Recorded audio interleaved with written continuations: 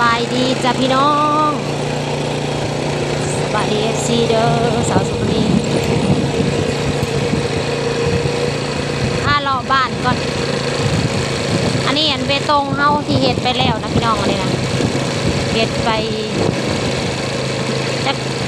ปีใดเฮ็ดปีใดท่านไม่บ่เจอ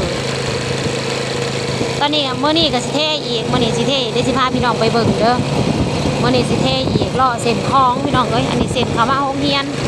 สิไปเฮือนแม่แก้วก่อนจังสิลงของอันนี้เส้นลงงานเส้นเขาโรงเรียนตัวนี้ขึ้นโรงเรียนเดี๋ยวอันเฮ็ดมื้อนี้น่ะสิเฮ็ดเลาะคลองเส้นคลองพี่น้องเอ้ยจังสิพาพี่น้องเลาะลงไปเบิ่งนี่ลงไปนี่ก็จะเป็นเส้นลงคลองเลาะลงไปนี่แหละแต่ซาจะมีพาลงไปเบิ่งเพิ่นเฮ็ดอยู่คลองพี่น้องอันนี้จะเป็นเส้นนี่เส้นเลาะลงคลองนี่เขาวัดเนาะพี่น้องที่แล้วบ่แล้วมองนี้เขาก็จะไปต่อที่มองที่มันบ่ทันแล้วเดี๋ยวสิพาไปเบิ่งเพิ่นเฮ็ดเบตงบ้านชาวสุพรรณีเองบ้านคันถาจารย์เมืองไสผู้ทองแขวงสวรรณเขตจ้ะ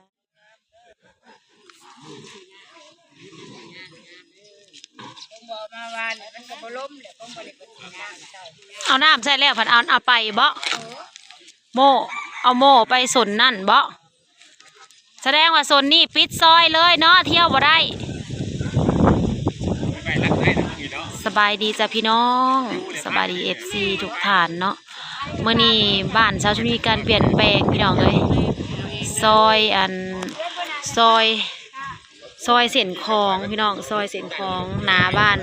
พอบ้านอูหน้าบ้านเสาจิ้วบ้านนาพี่น้องจ๋า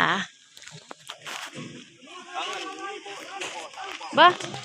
ไปถ่ายคลิปให้พี่น้องเบิ่งก่อนเด้ออันนี้จะเป็นสิเฮ็ดทีละเลนจะเป็น2 เลนเนาะเขาสิพากันเทหนทางเทคอนกรีตเทหนทาง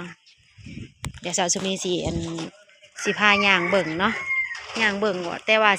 อาจสิบ่ได้อยู่ตอนเพิ่นเทเดี๋ยวลงมาอันเห็นตอนเทก็สิถ่ายใหม่แต่ว่าตอนนี้กำลังกะเกี่ยมที่บ่ทันได้เทพี่น้องเอ้ยก็จะมีการเปลี่ยนแปลงสิได้หนทางใหม่ซอยเขาวัดเลาะเส้นคลองมื้อนี้ก็จะเฮ็ดเป็นหน่วยสิเทที่ละครั้งซะก่อนนี่เส้นนี่เขาวัดจ้ะพี่น้องซอยเขาเฮือนเสาจิ้วบ้านนาแล้วก็ต่อจากวัดต่อจากเส้นวัดแล้วก็ลงคลองพี่น้องออกจากนี่ก็ย่างลงคลองได้สิพาเบิ่งแล้วย่างมาเบิ่งมองกระเจ้าอันนี้ปะ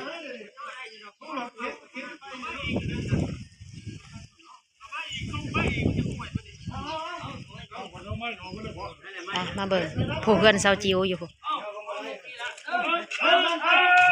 เอาง่ายไปทางไหนอีกแล้วบ้านี้เอาง่ายไปเ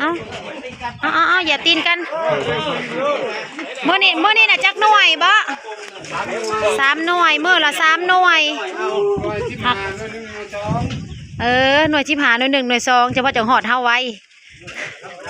เขา15นับแต่15บ่มานะเดี๋ยวว่า15น้ำลังหมู่มีแต่ย่อกับย่อบัดนี้สุดลูกสุดเต้าเลยเอาเล็บห้องไว้น้ำเลยเด้อเอาเล็บห้องไว้เนี่ยให้พ่อใหญ่โค้งห้องแน่ได้ครับตัดออกซะก่อนโอ้ยายเขาไปรีอยู่ในพวกจะได้ก็ได้เล็บห้อง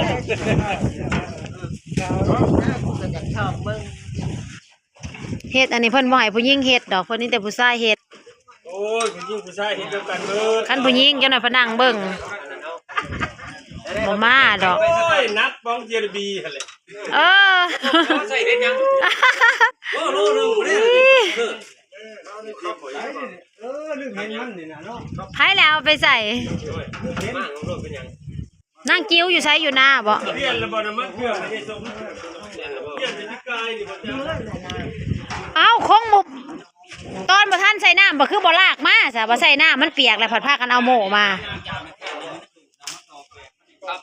เขาสิเฮ็ดหนทางเบตงเลาะอ้อมบ้านพี่น้องเอ้ยเฮ็ดแล้วเขาบ่ทันได้แล้วแต่ละปีก็เฮ็ดไปทีละน้อย ปีนี้ก็จะเฮ็ดเส้นเลาะคลองเขาวัดเส้นผ่าเลาะคลองเส้นนี้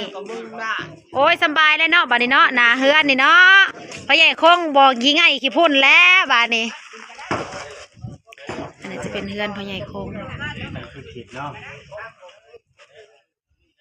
เฮือนเสาจิ๋วหลังนั้นเฮือนเสาจิ๋วหลังในเฮือนพ่อใหญ่คงพี่น้องสาวสุกนีเองโอ้โหงามดอกไม้พ่อใหญ่คงนี่คือคักแท้ดอกไม้อาควรหน้าบ้านอาควรปาดงามบลีพี่น้องเลยน้องแน่มากมันผูกเหงามันบักใหญ่ๆนึง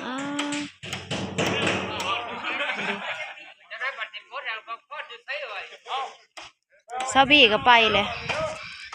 นาเบียเป็นยังอยู่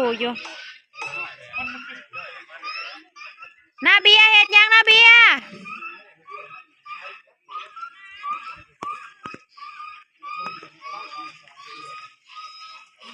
เฮ็ดยังเฮ้ย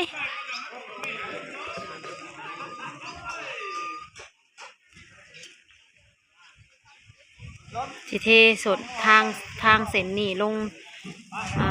เขาวัดเลยเส้นนี่ก็สบายเลาะเขาวัดเลยวัดเลาะพี่หน่อยโตบ่มานี่บ่แม่นแต่หน่อยเองซะพ่อเพิ่นมาเฮ็ดลงมาส่งปูนจักสอบว่ะจักโตนฮะได้ปูนจักสอบพ่อใหญ่คงปูน20 ตัน20 ตันกะสุดบ่สุดบ่นี่นะฮะสิบ่สุดบ่เส้นนี่นะอ้าวคือสิน้อยแท้มันจักสอบ20 ตันนะเนาะคิดเบิ่งเอาเทในเฮือนเนาะมันหนาเนาะบ่ได้หลายดอกแล้วก็เอ้าบ่ว่าฮอดนี่แหละสิหยุดนะมันเบิดงบละหยุด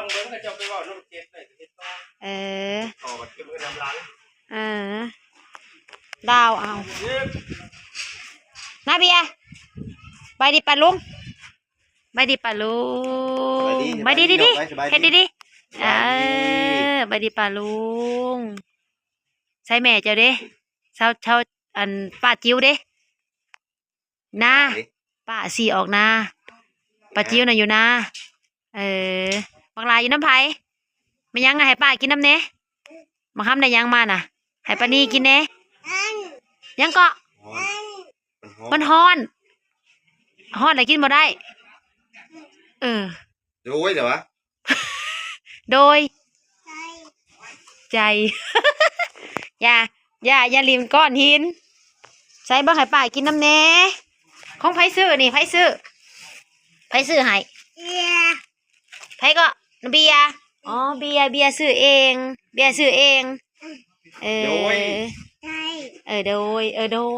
ดยแล้วนะโดยนั่นแหละออกใจโดยใส่แม่ไปใส่แม่บี้ดิแม่บี้ไปใส่บี้ไปใส่เห็ดเบียกเห็ดแบกโดยดูโดยบ่เป็นมันออกใจโดยบ่เป็นฮ้อนบ่หาเป่าดูหะเป่าบังดูโอ้เป็นเบิดโอ้ยมาเอ้ยเป็นเบิดซูแนวเป่าก็เป็นฮะเป็นม้าน้อยแถบบ่ให้ม้าน้อยเบียร์เป็นม้าน้อยไม่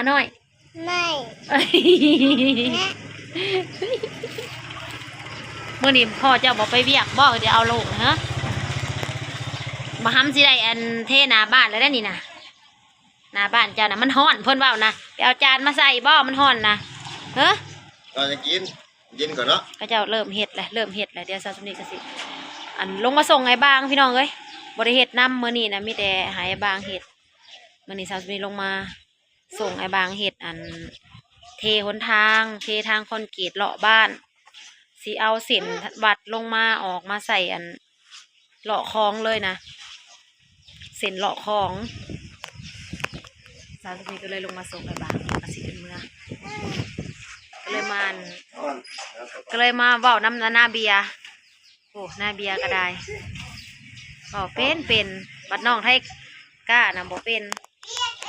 บ่ฮู้เรื่องฮู้เล่าวได้หมอนั่นนะ นี่อ่ะ จักว่าเอาพี่จังหมอน่ะ เอาภาษาดู A B เอก็เป็น C F F ก่อนแล้วเพิ่นน่ะเอาเว้าไหมA A A B C F F C เด้ซะ C อยู่ไสC เลย F F หยัง F ต่ออีก ต่อได้ไหม E ตั้งเด้ E เบีย K เฮ้ยโอ้ J F โป้ เป็นขนาด F เปิ้ลนะเป็นขนาด โป้ดิออก F โป้ Apple เป็นหน้าหมองนี่แหละพี่น้องเอ้ยเพิ่นกำลังเฮ็ดกำลังถึงกันสิไปถ่ายถ่ายคลิปให้พี่น้องเบิ่งก่อนไปป่าเมื่อก่อนเด้อ บ๊ายบาย บาย บ๊ายบาย บายกับบ่แน่เบิ่งฮอดหน้า แน่มึงอ่ะบ๊ายบาย บายบายกันแน่บ้างนะล่ะว่าบายบายนั่นแหละ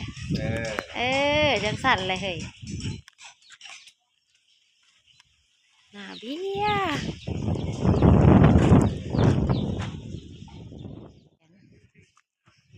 ตอบแซงไปย่างเบิ่งก่อนโอ้ยผู้ซอยก็ได้หาว่อนมานะแม่ ผู้ซอยนี่ก็ได้หาว่ากำลังสิโม่ปูนอ้าว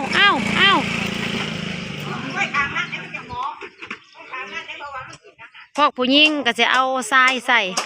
ให้บ่มีผัวกะฮะเมียมา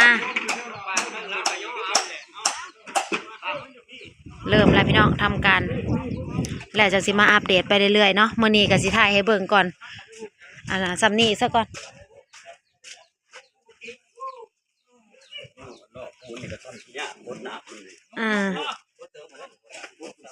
พดเศร้านี่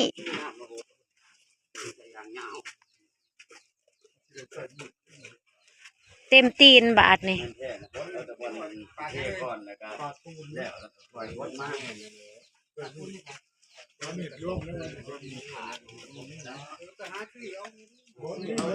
เอาปูผ่าคักแหน่บ่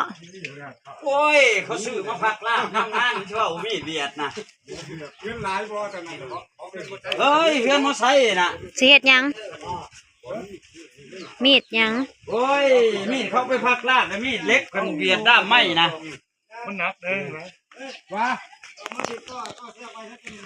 เขาถิ่มรถไว้อยู่เขาก็ย่างมาพี่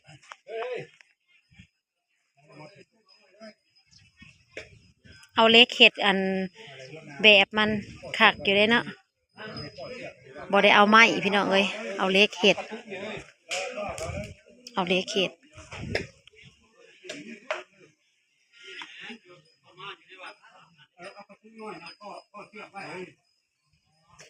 เห็ดไปแต่ละปี30 เมตรมื้อละ30 เมตรจะปูผาก่อนเนาะล้มมื้อนี้ผัดล้มปูผาก้อนแม่นบ่ปูยางก่อนแล้วก็เอาเล็กลงแล้วก็เทบ่บัดนี้นะหันเดเล็กพุ่นน่ะเตรียมปูผาแล้วก็ปูเล็กพี่น้องเอ้ยใครแน่แต่เขามีโม่บ่ได้ใส่คนเนาะใส่คนอันนั้นขืนจะสื่อแล้วก็โม่แล้วก็จะเอามาแล้วอัน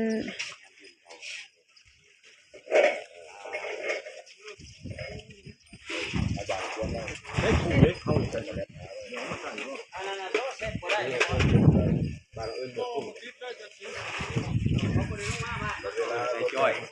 ย่นไปจ่อยที่มันเบิดเริ่มกิโลมันทางมันสิต่อยโยนทางมันสิล่นโยนทางใหม่บ่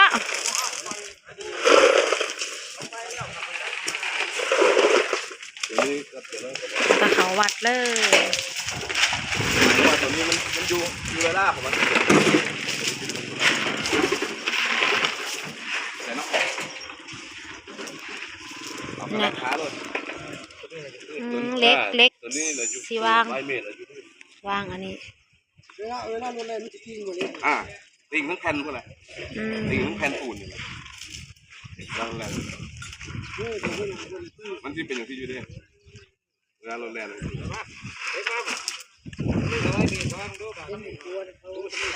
นี่ก็จะมานี่ก็จะเป็นหนทางลงคลองพี่น้องอันนี้หนทางลงคลองเพิ่นกระเทคือกันปาดปูนไปเบิ่งปูนเฮาอะแม่นบ่อันนี้นะปูนแม่นบ่แม่นของแม่นอะไรของบ้านอันนี้บ่ปูนนะปูนชุ่มเฮาสิเฮ็ดน่ะบ่นี่นะป้าใส่จักสอบจักมันเท่าไรบ่ได้ทำนะ ปูนลายปานนี้ยังสิบ่ฮอบบ้านติ เบิ่งแน่กองปูนจักสอบลุง ทำเงินละโอ้ยไป 40 โตน ก็ เช้าโตนร้อยบ่นี่บ่นี่นะมันก็กลัวแหละเนาะ200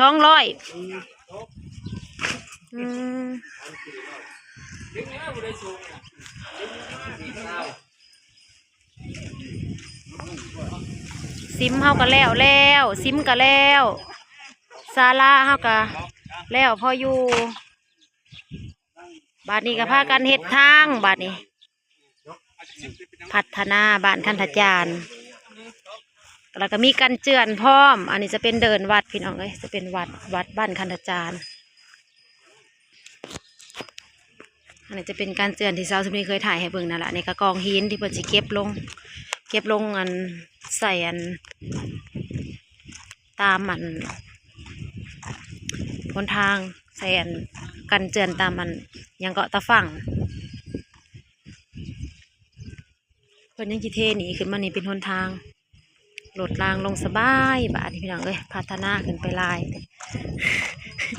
ก็ได้ว่าเนี่ยพ่อก็สิเฮ็ดซอย เนี่ยพ่อก็มานั่งให้กำลังใจ โอ้ยเนี่ยมานั่งเบิ่งอยู่ละหัวโพเนี่ยพ่อบ้านเฮาพ่อแสงเป็นเนี่ยพ่อเป็นเจ้าอาวาสที่บ้านเรา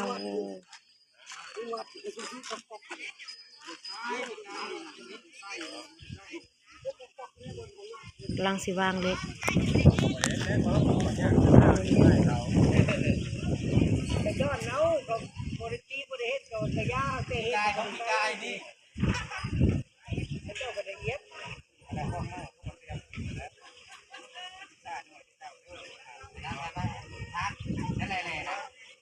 ไปได้แม่พอได้สีโม่ก็ไปโม่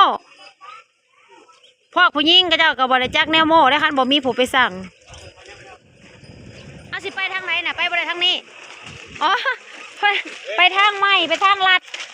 โนเป็นทางลัดได้ทางโค้งแล้ว ไปทางโค้งปูนบนเขาบ่ได้พี่น้องเอ้ยโอเคแล้วพี่น้องสาวที่นี่ก็สิถ่ายบรรยากาศซ้ำนี้ให้เบิ่งซะก่อนมื้อนี้ก็ลงมาถ่ายเบิ่งกำลังได้ซ้ำนี้ยังบ่ทันได้เทเนาะจักหน่อยเพิ่นก็เทแหละกำลังสิโม่ปูนกำลังสิวางอันแผ่นเล็ก